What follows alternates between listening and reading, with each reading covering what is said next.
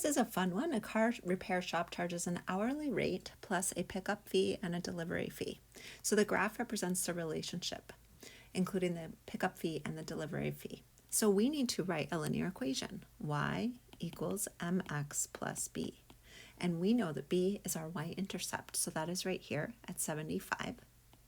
That is our starting value. And then we need to look to find our slope, our rise over run, our rate of change, which is our cost in dollars over the number of hours, so cost per hour. So basically, I'm going to see that the next time it crosses is right here. And let me zoom in for that. Notice that it's counting by 25s. So we have 25, 50. We're going up $50 and we're going over 1. So this essentially is saying that they make $50 an hour. So our slope is 50x plus 75.